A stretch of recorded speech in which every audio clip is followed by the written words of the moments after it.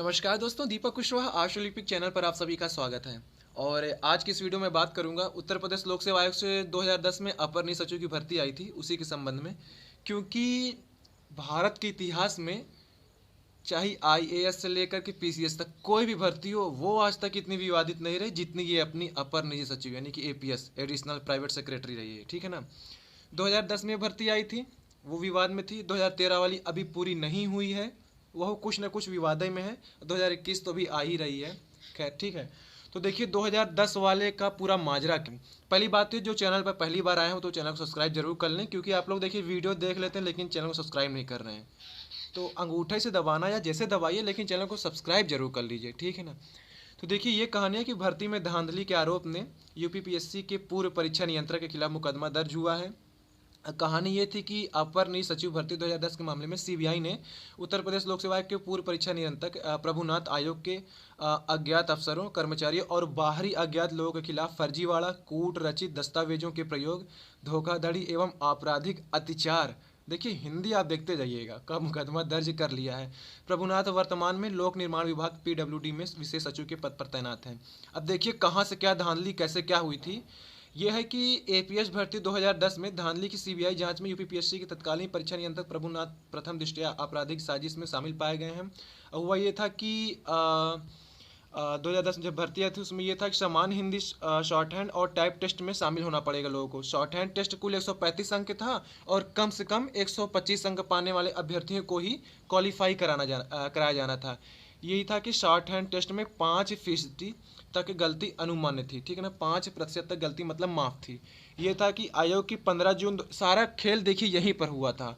आयोग की 15 जून 2015 की परीक्षा में समिति की बैठक में तय हुआ कि अगर अभ्यर्थी को 125 अंक मिल रहे हैं और शॉर्ट हैंड टेस्ट में 8% तक गलती है तो अभ्यर्थी उपलब्ध न होने की स्थिति में आयोग अपने विशेषाधिकार का इस्तेमाल करते हुए अतिरिक्त 3% गलती को अनुमन्य करते हुए ऐसे अभ्यर्थियों को भी मौका देगा। साथ ही जो न्यूनतम में 119 अंक पाते हैं उन्हें भी 8% तक गलती होने पर तीसरे चरण यानी कि कंप्यूटर परीक्षा के लिए क्वालिफाई करा दिया जाएगा।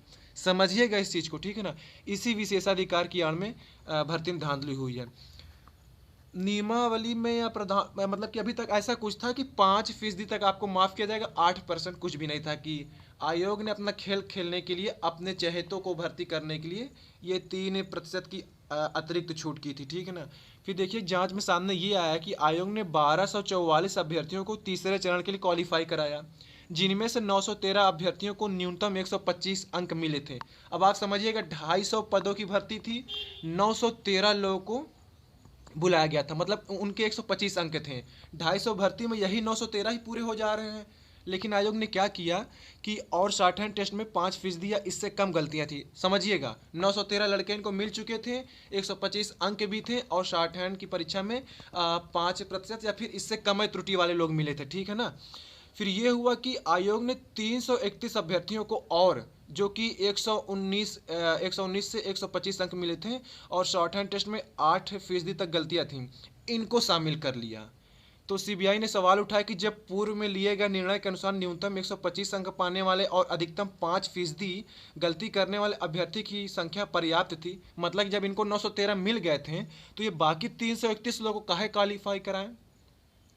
ऐसे में तत्कालीन परीक्षा नियंत्रक प्रभुनाथ ने आयोग द्वारा बनाए गए नियमों का उल्लंघन किया है। तो मतलब अपने लोगों को ये करने के लिए किए थे। जब आपको 913 में काबिल लड़के मिल जा रहे थे, 331 वालों को क्या जरूरत थी कि इन लोगों को बुलाने के लिए। अब देखिए यही नहीं, आगे देखिए। अब आप लिखा है कि फर्जी कंप्यूटर सर्टिफिकेट देने वालों का चयन हुआ, यहाँ भी खेल खेले हैं। और सीबीआई जांच में सामने आया कि कुछ सर्टिफिकेट फर्जी मिले हैं, इसके बावजूद संबंधित अभ्यर्थियों का चयन कर लिया गया है। इसके अलावा एपीएस भर्ती में तमाम अभ्यर्थी विज्ञापन के शर्तों के अनुरूप कंप्यूटर सर्टिफिकेट प्रस्तुत नहीं कर सके थे। आयोग ने 29 जुलाई 2015 को प्रेस रिलीज जारी करते हुए अभ्यर्थियों को 17 अगस्त 2015 तक सर्टिफिकेट प्रस्तुत करने का मौका दिया, लेकिन तत्कालीन परीक्षा नियंत्रक प्रभुनाथ ने निर्धारित तिथि के बाद भी अभ्यर्थियों से सर्टिफिकेट स्वीकार किए थे।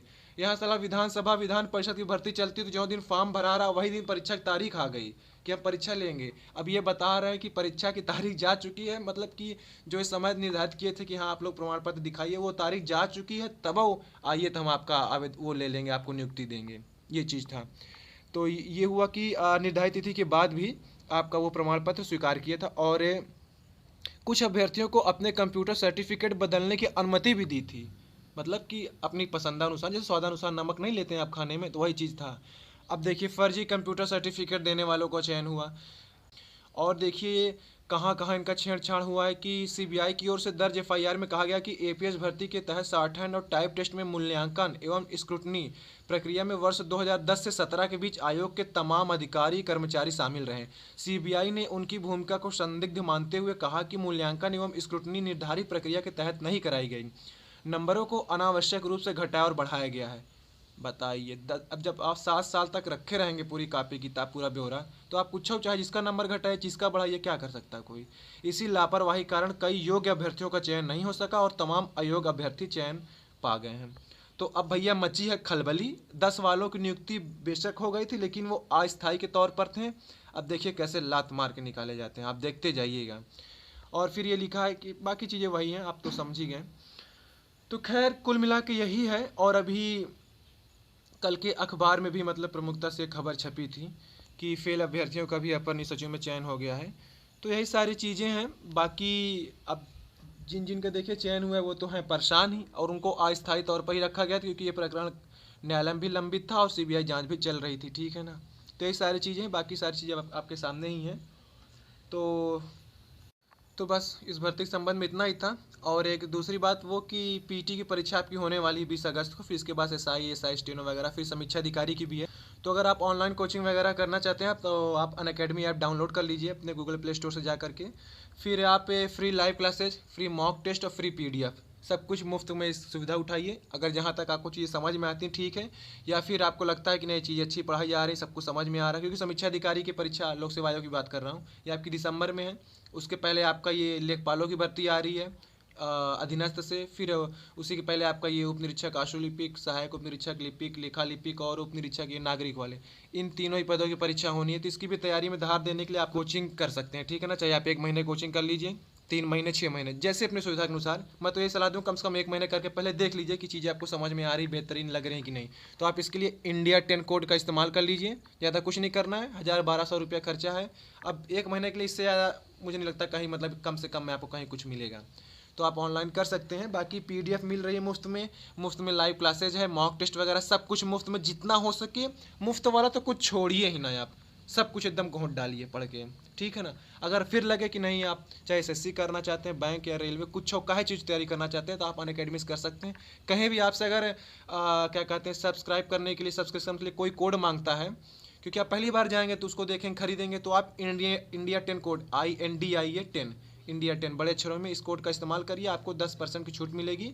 अब मस्त धुआंधार तैयारी करिए आप लोग, ठीक है ना, कोनो दिक्कत नहीं।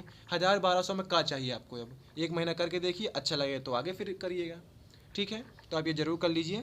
बाकी समीक्षा अधिकारी, सहायक समीक्षा अधिकारी, एसआई, एएसआई, एसआई स्टेनो, लेखपाल, पीटी, हर चीज़ की तैयारी कराई जा रही है। आप इसके वेबसाइट पर जाइएगा, ऐप डाउनलोड कर लीजिए, सारी चीज़ आपको समझ में आ जाएगी, ठीक है।